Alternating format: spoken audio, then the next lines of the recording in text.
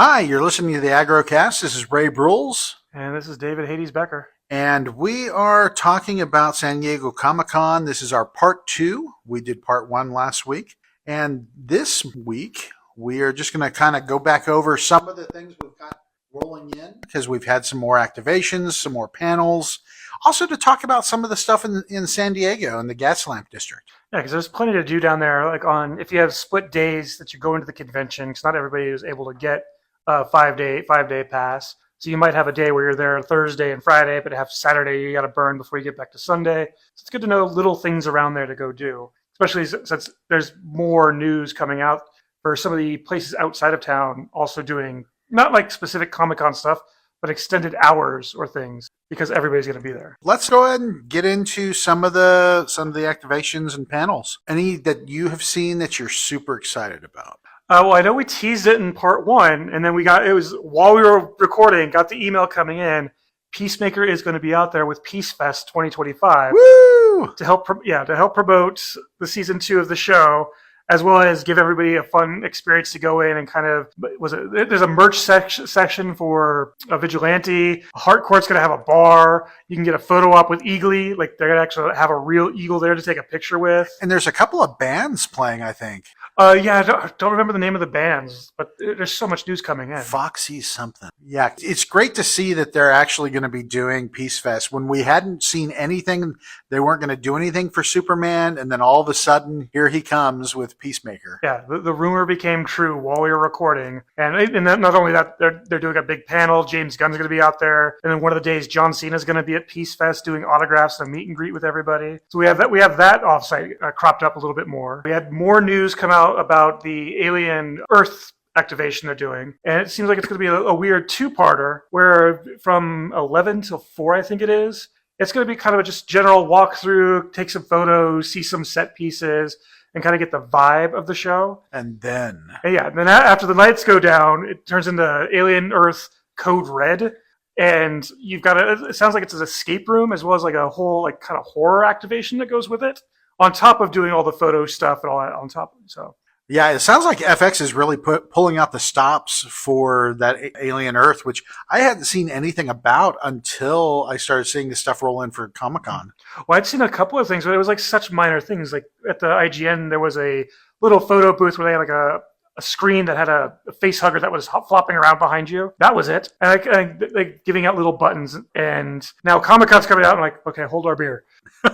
We've seen some more stuff about Toxic Avenger. Yeah, the massive Hall H panel, and they're doing a fan screening pretty much all day of Thursday as well. Yeah, it's like 3 different times. Yeah, and it's if I'm looking at it correctly, I'm pretty sure there's one at 10 to like noon or something like that, and then 1 to 3. And I think I mentioned this before we start recording. There's a weird gap. Then the Toxic Avenger panel happens in Hall H, and then the final fan showing happens at 10 p.m. And they were advertising that each one of those instances, there was going to be some special guest. Yeah, with the 10 p.m. one having a very special guest. You kind of assume who those special guests are going to be based on the cast list and everything that's going to be at the panel. So I'm holding out hope that the 10 o'clock is Peter Dinklage. I'm almost certain Peter Dinklage is going to be at that one. That one is probably going to have the executive producer, the director, Peter Dinklage, and all the other major roles in the show. Whereas throughout the day, they'll probably have other random people that have worked on the movie show up and kind of hype everybody up. And they're also doing like giveaways during it. So another panel that I saw come up was something about the Jason universe. Yeah, the Jason universe, where there's the giant anniversary going, I want to say it's like 40 years now. And then there's the new Crystal Lake TV show they're pushing out there. Yeah, which I guess there's going to be some kind of sneak peek or special message about that during the panel. Yeah, which doesn't surprise me. Yeah, because that's going on Friday, like 5:30 to 6:30. Yeah. And then Marvel Rivals. I just keep getting emails about Marvel Rivals. Yeah, Marvel Rivals is coming out strong.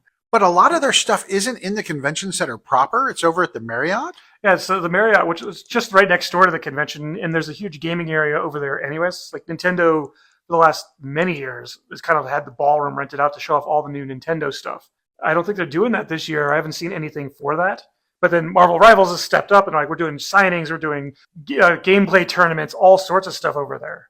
And I've seen some of the art for some of the Marvel Rival characters, And it's pretty cool. I was a little thrown off at first. I saw Galactus, and it's this kind of cheesecake gal dressed up as Galactus. But I guess they're going to have a bunch of the voice actors and a bunch of the artists and things there doing signings. Yeah. So that'll be kind of cool if you're into Marvel Rivals. Adult Swim. Yeah, Adult Swim. So they're kicking it off like they do every year, where they're going to have Purring Pirate Party out back, where they're going to take over the entire back with their own carnival like they normally do every year, showing off things for like Rick and Morty, Solar Opposites, all their TV shows they're bringing out there, as well as have a pirate-themed party out back. Yeah, at the Green. Yeah, the Green, which is that area right behind the convention center. Have you seen anything for the Voodoo Ranger or the boats? Yeah, Voodoo Ranger's doing their boat again. Where they have the pirate ship out back and they're showing off the random beers they have. And it's a smaller, kind of like a little more intimate affair. Obviously, you can only get so many people on a pirate ship. You can hop on and drink some beer on a pirate ship. And that's going to be out back as well, where the Green is at for Adult Swim, as well as the Abbott Elementary giant block party they're doing.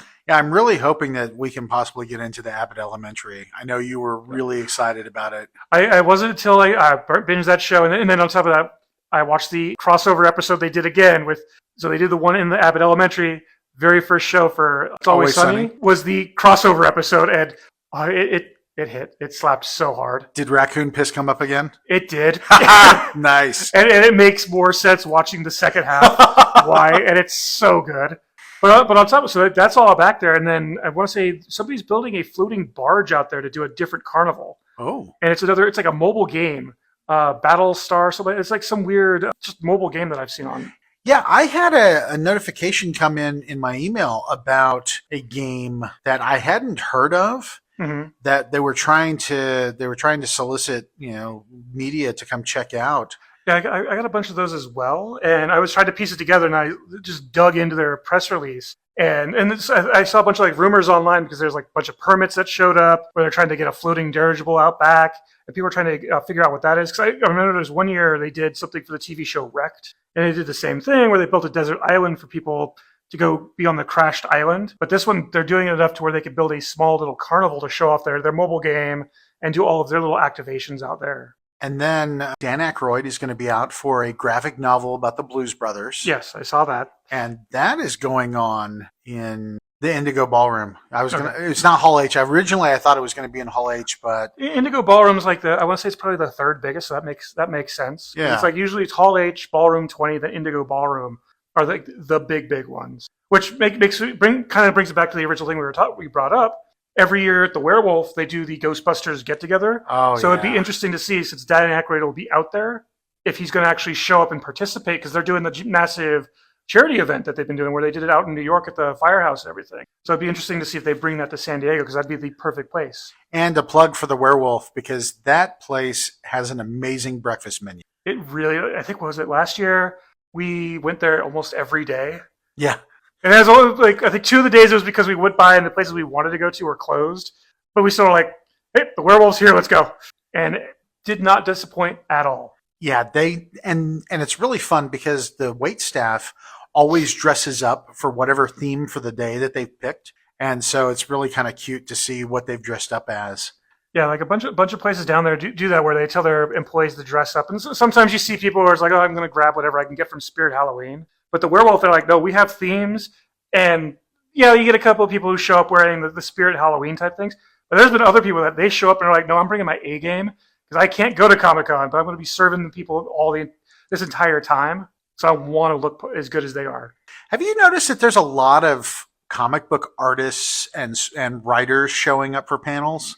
Yeah, I've seen a lot more of the smaller comic book artists and all that stuff kind of showing up. I was really kind of surprised by some of the notifications I was getting for that. And then I saw that Bandai was doing, Bandai Namco was doing a bunch of collectible stuff. They were trying to push that out. Well, yeah, because there's the new, and this is, I think, a permanent fixture down in San Diego as well, down in the gas lamp. There's the Pac-Man Cafe. And that opened up, I want to say, like 2 weeks ago from when we were recording this. And they're kind of like they want to say it's a soft opening, and their big first opening is going to be during Comic-Con for obvious reasons. And it's just a Pac-Man themed cafe that's just right in the little heart area of that place. And we saw an email come through for Gen V. Yeah, we saw it for Gen V. Like Gen V's doing something, as well as not anything for the boys, but it's the same people, same company that's doing for Twisted Metal. Like it's Sony for some reason, which is weird since it's an Amazon show. So Sunday, Hall H. Oh, you're coming out the big guns here. I'm swinging it out. Oh, you're swinging big? Not for the other big important thing that happened Sunday? Well, okay. If we're going to roll it back. Well, for me, the bigger announcement is GWAR, or at least some of the members of GWAR are going to be there to show off their new comic book on Sunday. But I know that's probably not the big one you're talking about where...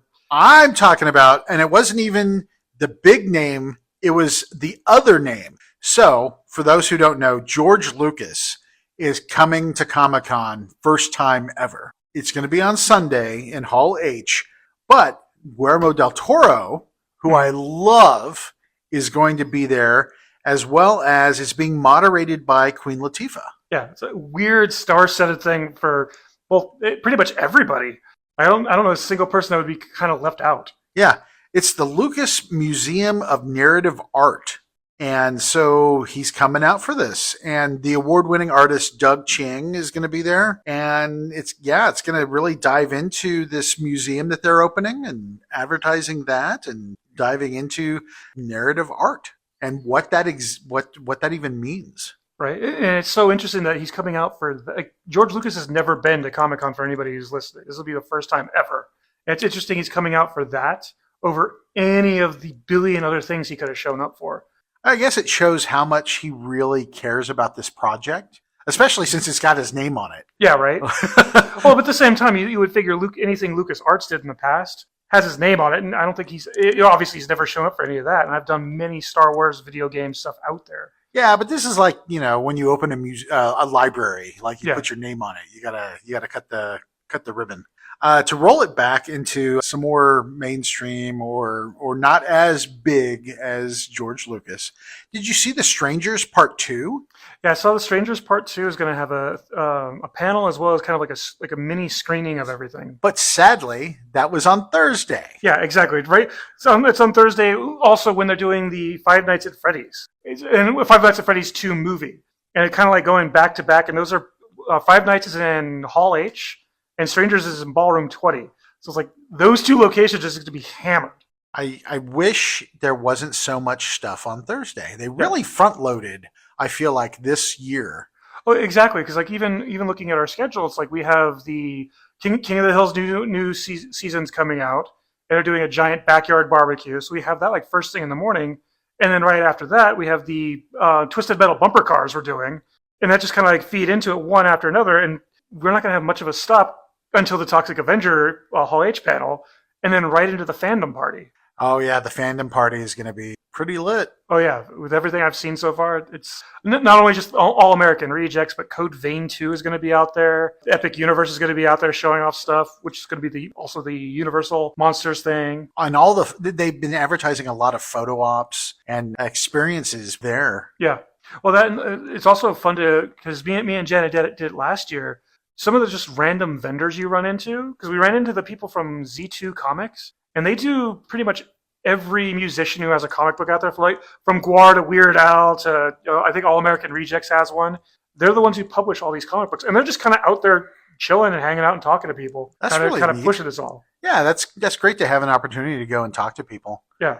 Again, talking about Thursday, I saw that Ballroom 20 was going to have the Dragon Prince, the next arc. Yes. And I'm like, oh, man, because anyone who's a Avatar The Last Airbender fan that really likes that stuff, they're also doing an autograph signing with the series creator. Yeah, I wish so much stuff wasn't on Thursday. It really makes it hard to try to pack everything in. It really does. But at the same time, like for the Airbender thing, while it's having that one big thing, I know they're doing something over at Petco Park where it builds into the Magic the Gathering thing, which we spoke on in the last one. Yep. But that's all been like fully confirmed. That's going to be over at Petco and does not require anything other than to be down in the downtown San Diego area.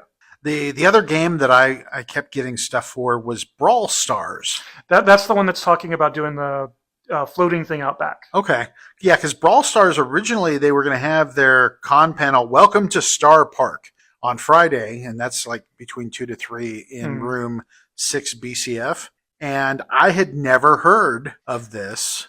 From what I've seen, it looks like it's a small little mobile game. and they're just trying to push it really hard. Like last year, there was the new Marvel. It was another Marvel game that came out specifically on Android.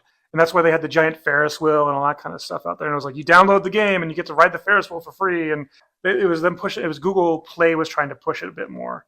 The other game one that I saw, which I was again confused.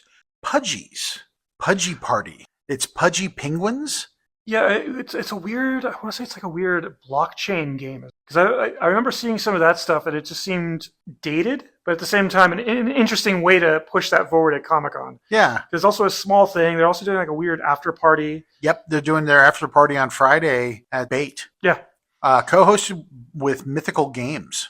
Yeah, it was the Mythical Games that caught my eye on that. But I think that's the actual developer of everything. I was like, what the heck is this?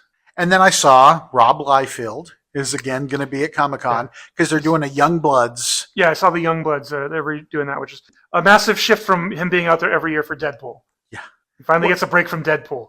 Well, and Liefeld gets so much flack. He's gotten flack for decades because of not only his art style, but then sometimes he has clashes with whoever publishers he's working with at the time. Yeah. But I feel like sometimes he gets a bad rap for some of that. It gets overblown. Mm-hmm. But it's cool that he's going to be out there. Yeah, which speaking of Friday, there's a ton of stuff going on Friday. Because I want to say that feels like when all of the big animation stuff's going down. Because I was looking through the list of everything. Like I think the day I have planned out starts out with Resident Alien in the Morning, which isn't animation, but again based on a comic book turned into a live show. But that's also the same day where you have the Rick and Morty panel, Solar Opposites. I want to say like Bob's Burgers, Family Guy, Futurama. All that stuff is happening the same day. Well, and I pointed out to you earlier when we were talking about Friday from 12 to 1:30. Stern, the pinball company, is hosting Cold Slither. Yes. A band based off of Cobra. Members from G.I. Joe, the Cobra. So it's Zoltan and a bunch of his Ripper, Torch, and Buzzer. Evidently, these are all performers from established bands, but they are stepping in the persona of this Cobra band. Kind of like when Metalocalypse was pushing Death Clock, and they would have like the actual performers, so it wasn't just Brendan Small playing all the instruments, and they had a bunch of like performers from other bands taking on the roles for a little bit. That sounds interesting as hell. Well, and they're going to be doing limited edition box sets and signed prints and things like that. It could be really cool. Not something I had ever really thought about, but then it just kind of crossed my radar. Yeah, and I believe most of that's going to happen over in the Marriott, where you just kind of need to show up. You don't need a badge or anything like that to go in there because they have the giant pinball room in general. I think Stern's usually in the back where they're showing off whatever new system they have. Which they're doing a 50th anniversary of Jaws. Yeah, which interesting since that pinball machine came out 2 years ago, I think. So it's like, are you guys just slapping a sticker on? How are you changing it up to make it? Well, I think they're probably going to slap something on there, but it's also the first time Jaws has been available to play it. No, we played it there 2 years ago. Oh, because we did the one year we did the Venom one, and then literally the next year was the Jaws one, and then the year after that was they were working into the D&D one. Yeah, because I remember the D&D one and I remember the Venom one. I didn't remember the Jaws. But I keep telling Juliet that when I graduate with my master's, I want a pinball machine, and so we've been hemming and hawing about well maybe the D&D. It's super cool. Yeah, the D&D one looks really cool. Come to Vegas. We have the Pinball Museum. Has Been Hotel has a sing-along. Yeah, I saw that, and which is interesting because usually, like, I want to say that it's taking up the slot where they normally do the Dr. Horrible sing-along. So it feels bad that Dr. Horrible feels like it's kind of getting pushed aside. But like the series creator, the composer, it's being hosted by Chandler Poling, not somebody I'm familiar with, unfortunately. Yeah, so there's just all these little things popping up. Yeah, and it's all over, and like some of them, yeah, you need the badge if you want to go to any of the stuff like any of the big panels, like the Hall H, Ballroom 20, or any of the other stuff. Like we mentioned, like the Jason things in a smaller room, but you still need a badge for that. But you know, the Battlestar, or not Battlestar, I want to say the Brawl game you talked about, that's mostly going to be out back or over at the Marriott. Same thing with like Stern Pinball and almost all the activations we spoke about, like the Paramount Lodge, that one's still going on out in the middle of the gas lamp. Same thing with Peace Fest. And those will all have standby lines that you can just hop in. Granted, you're going to be waiting most of the day, but if you want to do it, most of the time it's a fun experience to go through. I'm sitting here looking at the press releases as we're chatting, and you're right. For Outlander, Gen Z, Twisted Metal, The Boys, all of these things, Sony pushing it. Yeah, it's Sony pushing it, not Amazon, which is an interesting take on it. Yeah, I'm surprised that Amazon's not the one really pushing that forward, but all of this is branded Sony. Yeah, like I think the only thing Amazon's pushing is they have their audiobook thing that's going to take over like a small building across the street, and that's just to push some of like the new audiobooks they have coming out. Nothing major. I'm hoping that I can get into the Gen V. I tried to email them and ask if they had press seating. It could be really cool. Then of course, Twisted Metal. Yeah, the bumper cars is going to be great. The panel is going to have a bunch of stars. Of course, Anthony Mackie, but I don't know if it's going to be how hard it's going to be to get into Hall H this year. Yeah. Well, some people I've seen say it could be walk right in. Other people it could be like you have to wait days. Yeah, and there are a lot of times that we've walked by and they've had those giant tents where people are standing in line for days. Yeah, like I have a feeling those tents are going to be used specifically for Sunday because I guarantee everybody's going to get in for George Lucas. But like the first big one I remember seeing for Hall H is going to be the Toxic Avenger. That doesn't feel to me like. I hope the movie does well. I hope it branches off and it does amazing things and deserved the Hall H. But hearing that doesn't sound like a Hall H panel because that's usually like, here's the next Iron Man movie or here's the next, giant DC movie that's coming out. And just remember, if you're out there standing in the heat and waiting in line, here at AggroGamer, we've got a motto: hydration is fun.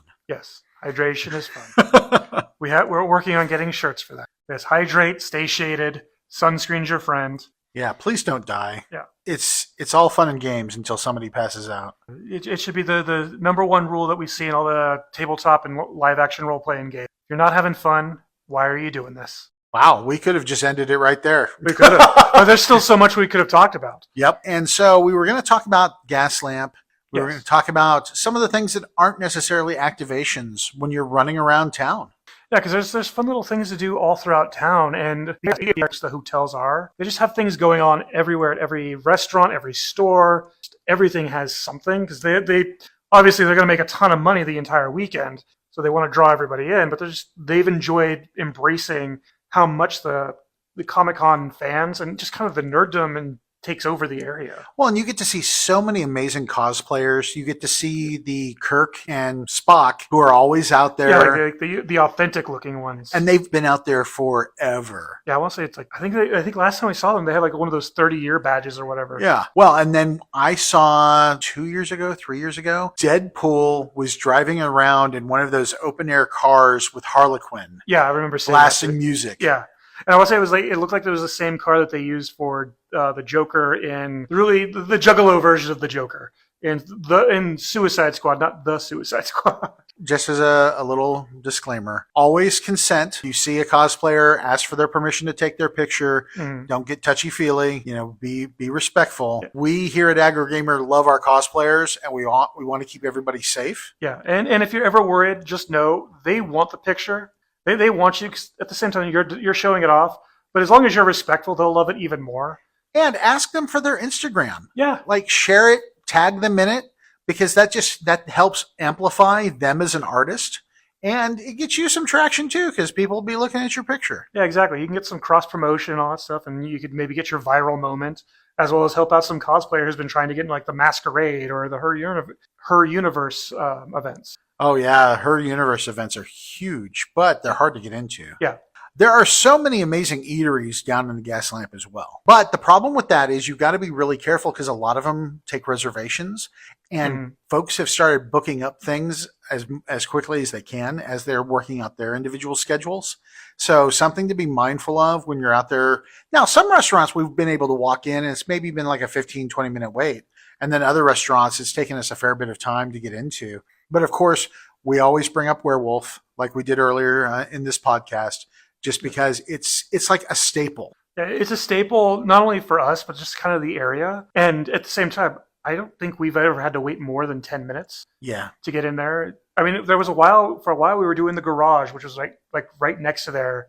But unless they've changed up this year, for some reason, they're not open until Saturday and Sunday. It was so weird. We wanted to change it up from the Werewolf, but yeah, their hours are always so weird. Yeah, it's like we showed up at 11 a.m. on a Friday, and they're closed. And I'm like, this feels like prime time. You should be open. You guys serve breakfast, and everybody's heading down for breakfast. And, if you're more upscale dining, there's the Butcher's Cut Steakhouse. There's the Chop House, Fogo de Chao, a bunch of different places. What was the Brazilian place we went to last year? The Brazilian one that we went to was that they've got two of the three named. Because I know it wasn't like a Texas Day Brazil, but it was something like yeah. that. But that's down there. If you want to go really vintage, the bar that they filmed all the scenes from the original Top Gun is down there right across the street from the Marriott. So you can always go down there, although I'm pretty sure that place is packed all the time because they have a bunch of banners saying, hey, Top Gun was filmed here. And everybody goes there so they can have that. And then there's like Tacos El Gordo, Melting Pot. So there's a bunch of there's tons of places that you could just kind of like Bub's is another big staple we've gone to. That's kind of like just a sports bar to walk into. I can't remember the name of the Irish place. I can't remember the name of it either, but I remember walking by it and just like every time, like there it is right there. Let's go. Yep. And yeah, the food was always good. Yeah, it's always good. And if you're not looking for restaurants, there is a Ralph's or a Smith's, wherever you're from in the country. It's just a giant grocery store you can go into and buy snacks. And they've also kind of leaned into catering for Comic-Con as well, where they'll have quick snack boxes you can like walk in and grab. And it feels kind of like one of those box lunches you would get at a convention. So you can walk in, grab one of those. It is California, so do know if you go there, you're either going to have to pay for your bags or bring your own bag in. So don't expect to go in there, buy a bunch of bottles of water, and then have something to carry it out unless you have your own bag. But you get a free bag with Comic-Con. You do get a free bag at Comic-Con the first day you're allowed to go in. So if you've only got a Friday pass, that gives you 2 days, like Wednesday and Thursday, where you might not have a bag. So just plan ahead and make sure you have a bag if you're going to Ralph's or anywhere else down there. But Ralph's is pretty much a staple. Like anybody who's gone to Comic-Con knows about Ralph's because it is such a great place to be able to pop in and buy something. Oh yeah, I don't know the number of times we just popped in. It's like we need a bottle of water and a bottle of juice, and you're not paying convention prices where you're paying $15 for a bottle. You're paying your normal grocery store prices. For those who are trying to stretch their pennies, that's a great way. And there are a lot of the hotels have fridges and things like that, so you can maybe stash some stuff away. Yeah. Like there was one year I went with somebody and they were really pinching their pennies. And we the first night we were there, we went to Ralph's. They bought a bunch of sandwich meat and bread because that was going to be their meals for the entire week. And we had a fridge, and that's exactly what he did. And he paid like $20 to eat the entire time we were there. Not bad, especially if you want to turn around and spend some money on merch. Yes. And boys, there's going to be merch out there for everything. They are always so big on merch. And it's not just the exclusives, the stuff that you have to sign up for. Yeah, it's everything. Like I think we joked about this last year where it felt like even some of the offsites felt like themed stores to go into, like the Shaun of the Dead one, where they took over the bar. We walked in and it was like, oh, look, we're in the Winchester. What can we do here besides the 2 photo ops? You can buy a bunch of merch. Yep. And that was about it. And then there was the other one we did for the D&D where it's like, oh, hi, everybody. Here's some candy. Want to buy some merch? Yeah, that was Super 7. Yeah, Super 7, which I think they're doing Godzilla this year. Yep, they're doing Godzilla. Super 7 was really good the D&D year because they had a lot of D&D merch. But yeah, a lot of these activations, they're not really activations. They're just glorified merch shops. But it seems this year, and this is specifically for the Peacemaker one, because before we started recording, I got an email. There's going to be a merch shop in there, but that's not the focus of it. It's one of those, you can come in, you can check out these bands, you can check out there's a bar, there's a bunch of other themed things, and then there's a merch store on your way out if you want to do that. So, and that kind of feels like the same way they're doing with, I think South Park is doing the same thing, where you can come in and do all the stuff for South Park. I want to say Twisted Metal is going to do the same thing when you're done with your bumper cars. There's going to be a little merch area on the way out, so you can buy little things after. Don't quote me on that, but that's what it feels like. Usually somebody's got some kind of tie-in. Yeah. Well, yeah, because I think even the Alien one, I don't think you have to buy it, but they're giving out themed lunchbox. Like lunchbox is not as in like the actual carrying thing, but like box lunches. Oh. Based on another thing that's being tied into them. I can't remember the name of the company, but it's one of those meal order companies, and they're giving out samples of their like stuff. Like HelloFresh or Factor yeah, or something like that. But the food inside the box is themed around Alien, and also to kind of show what they offer up as their service. Well, that's fun. Yeah. That's a good tie-in because anytime you're watching YouTube material, almost invariably somebody that you're watching will either be sponsored by Factor or some of those companies. Yeah. So it's great to see them expand their footprint. All right, we've covered a fair bit. Also know that there is still going to be stuff.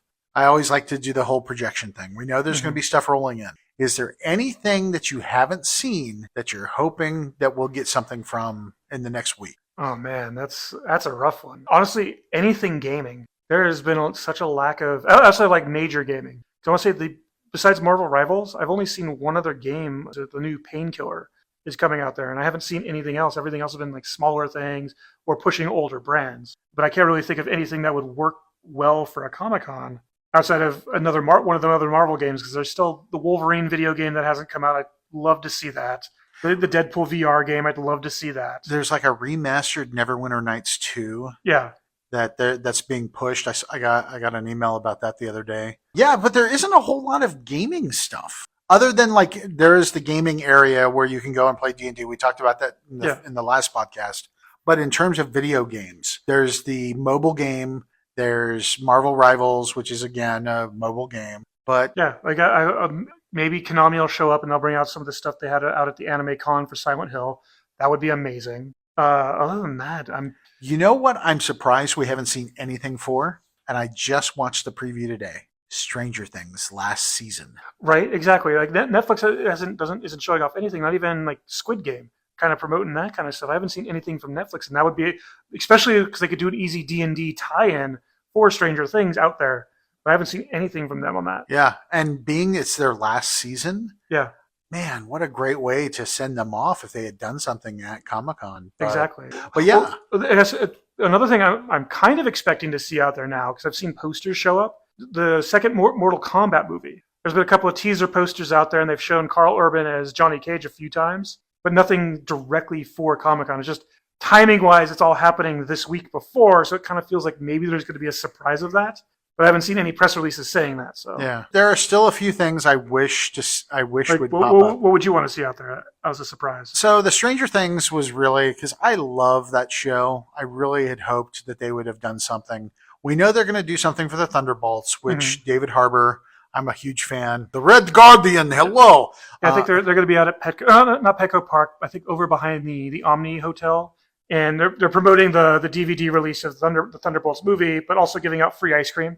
So I'm gonna try to go hit up some free ice cream. You know what would have been great had they done a tie-in with Wheaties.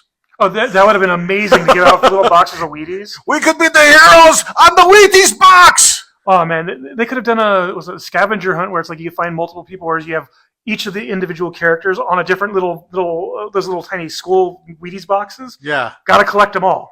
Or even trading cards that look like the Wheaties box. But yeah, exactly. Something. Well, because I think The Long Walk is kind of doing something like that, as well as Welcome to Derry. They're going to have people around handing out posters throughout the entire area. For The Long Walk, it's a different character on each poster for the movie. And then they're handing out themed ice cream for Welcome to Derry, with people dressed up like Pennywise and other horror creatures from the show. They all float down here. Exactly. So, which you can just experience that being downtown in just downtown San Diego. Well, and somebody is doing I almost called them rickshaws, but there are kind of rickshaws, like little pedicabs. Yeah. Those are going to be based on Welcome to Derry as well. They're going to have, I think some of them have big shade canopies. They're going to have Pennywise kind of like hunching over you to give you the shade.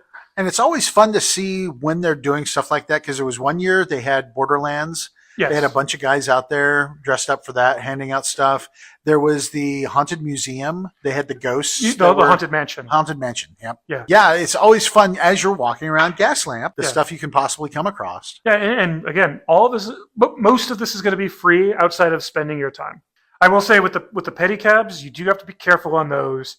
They're going to be free during the day. After a certain point, Warner Brothers isn't paying for the Pennywise one, so it's going to swap over and be like, now it's on the actual pedicab driver to charge you. And be sure to ask what they're going to charge, because they'll try to rake you over the coals. Yeah, because I had that happen one year where I was out there it was like Game of Thrones, so I was like in the back of it, and I was sitting on the Iron Throne as the pedicab driver was driving, and then I did that to the location I was going to. I was going to use it the same service to get back. I hopped in, and they're like, "Yeah, it's gonna be $20 to get back." And I'm like, "I'll just walk the quarter mile instead." Thank you, because it was like 9 o'clock at night when the weather is perfect out there. I'm like, I'll just walk amongst the people and enjoy. Yeah, because the pricing scheme changes. Yeah, but you always have to be careful when you're out there and in the evening, just to make sure that nobody's taking advantage of the situation. Yeah, but in general, if you're just down like the main streets down there, It's going to feel like a mini Mardi Gras for everywhere, because everybody's still going to be in cosplay. Everybody's still having a good time, even though they're not in the conventions. They're going to have little people, like there was the one year we saw a bunch of clickers from The Last of Us walking around. Oh, yeah. So I kind of group ones to show off, like, yeah, we've been walking on the floor all day, or this is not the costume I'm going to wear out in the beating sun of the day, but I'm going to put all this on to show it off.